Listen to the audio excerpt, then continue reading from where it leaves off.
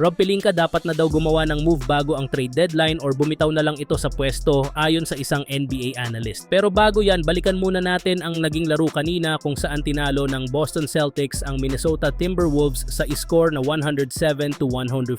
Pinangunahan ang Celtics ni Jaylen Brown na nagpakitang gilas at umiskor ng 29 points. Kasama rin dito si Jason Tatum na nag-ambag ng 26 points, 8 rebounds at 4 assists. Hindi rin nagpahuli si Derrick White na may 19 points at 9 rebounds. Sa kabila ng mahusay na performance ni Anthony Edwards para sa Timberwolves kung saan nagawa niya ang 28 points, 9 rebounds at 7 assists, hindi pa rin ito sapat para makuha ang panalo. Dahil dito ang Celtics ay nagtala ng record na 14 wins at 3 losses, ang pangalawang pinakamahusay sa Western Conference. Samantala, ang Timberwolves ay bumagsak sa ika-11 na pwesto sa parehong conference. Sa ibang laro naman, panalo rin ang Miami Heat laban sa Dallas Mavericks sa score na 123-118. Nagpakitang gilas si Jimmy Butler na may 33 points, 9 rebounds at 6 assists para pangunahan ang Heat. Malaki rin ang naging kontribusyon ni Bam Adebayo na may 19 points at 11 rebounds at si Tyler Herro na nag-ambag ng 18 points at 10 rebounds. Sa kabila ng 27 points, 4 rebounds at 6 assists mula kay Kyrie Irving, hindi ito naging sapat upang mailigtas ang kanilang koponan. Kasama pa ang ambag ni PJ Washington na may 21 points at 10 rebounds at si Najee Marshall na nagpakita ng galing sa kanyang 20 points. Dahil sa panalo, ang Miami Heat ay nasa top 5 na ngayon sila sa Eastern Conference na may 7 wins at 7 losses, habang ang Dallas Mavericks ay bumagsak sa ika-9 na pwesto sa Western Conference na may 9 wins at 8 losses.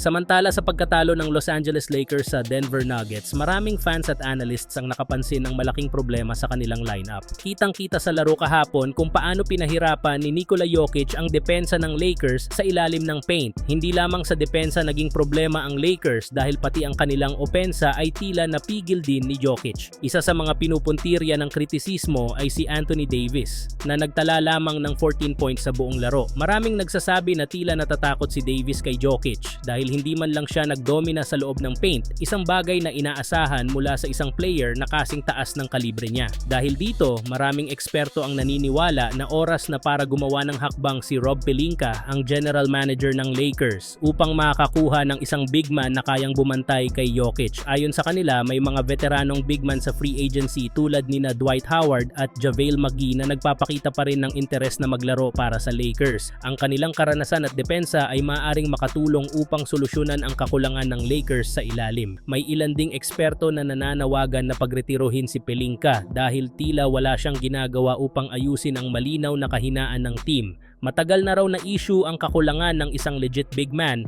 lalo na't ilang season nang madalas talunin ng Nuggets ang Lakers. Kung hindi agad kumilos ang front office ng Lakers, maaaring magpatuloy ang paghihirap ng team laban sa mga dominanteng big man tulad ni Jokic.